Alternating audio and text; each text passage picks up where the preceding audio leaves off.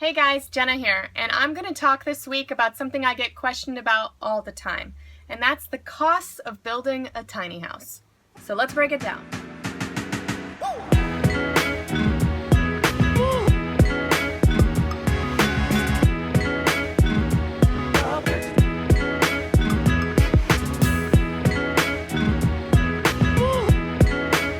Tiny houses do not cost less per square foot than a regular traditional home, but they do cost less overall. What really costs money in a house, it's not the lumber, it's not the empty space, it's making it the most efficient house that you possibly can.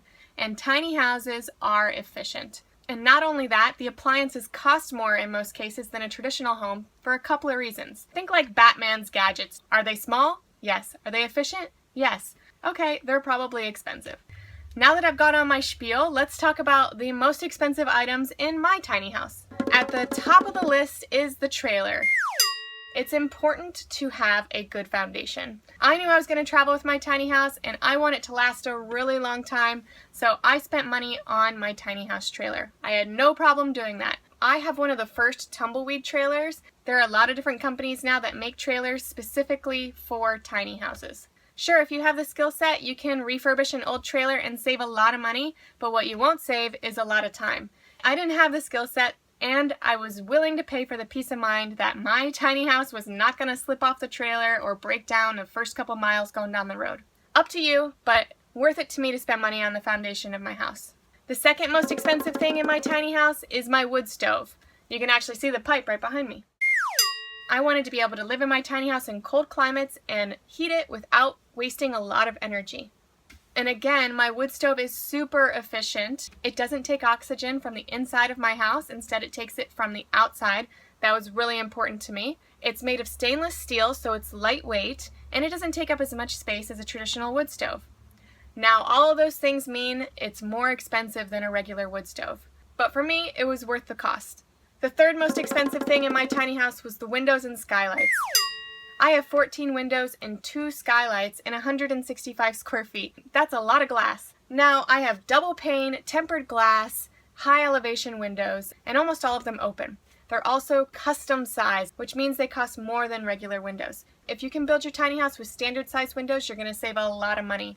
You live and you learn. Another expensive item in my tiny house is my solar system. Now I wanted a portable solar system, and it definitely doesn't power everything in my tiny house. For instance, I can't use my hairdryer when I'm off-grid, but it's great if I want to rough it and park somewhere beautiful off-grid for up to a week. If you're going to live off-grid for a long period of time, or even permanently, you're going to need a bigger system than this. I love my solar system, but for me, it's only meant for temporary parking situations and the ability to give me flexibility with parking. Another big ticket item in my tiny house is my water heater.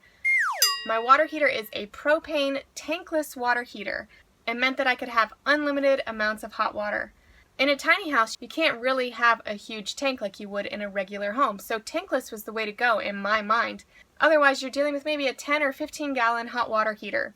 Now that means you're going to be able to take maybe a 5 to 7 minute shower and then you're going to be out of hot water. That wasn't okay with me. I wanted to have endless hot water when I wanted it, so I went with a propane tankless water heater. Why propane? To save on electricity. Another expensive item in my tiny house is my toilet. Now I've talked a lot about my toilet on my website. I'm not going to go into the dirty details here, but I was willing to pay extra for something that worked really well. Now yes, you could just build a composting toilet for $5, but it's not going to be as efficient and it might smell. At least that's what I heard. I only have to dump my toilet every 3 months. I love it. It's easy to use. I can park off-grid, no problem. If you're not planning on parking off-grid, you can do a regular flush toilet, but I will say a black water tank is not fun to deal with. I would much rather empty a composting toilet. Another off-grid item that I splurged for in my tiny house was my refrigerator. I wanted to be able to use my refrigerator on my small solar system. So I splurged and went with a 3-way RV refrigerator. What does that mean? It means it can work off of propane, electric, or DC.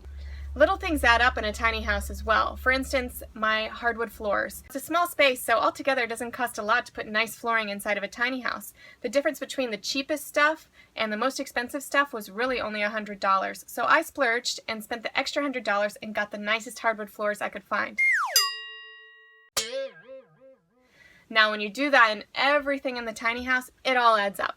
I could go through each and every item in my tiny house and break down the costs, but I've already done it on my website, so click the link in the description if you really want to see a breakdown of costs with links to the different materials and appliances. I've met dozens and dozens of people who have built their own tiny homes. Talking with these people, the average tiny house costs about $25,000.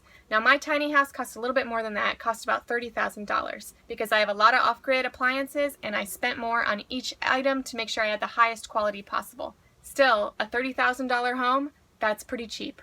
The space in a tiny house is worth more than the space in a regular home. So it costs more per square foot, but less overall. And that's the way we should realistically look at tiny house costs. So tell me what you guys think in the comments. I'll be doing more videos including how you can cut costs on your build and the cost of living in a tiny house and maintaining it. Don't forget to subscribe for more videos, and until next time, I'll see you guys later.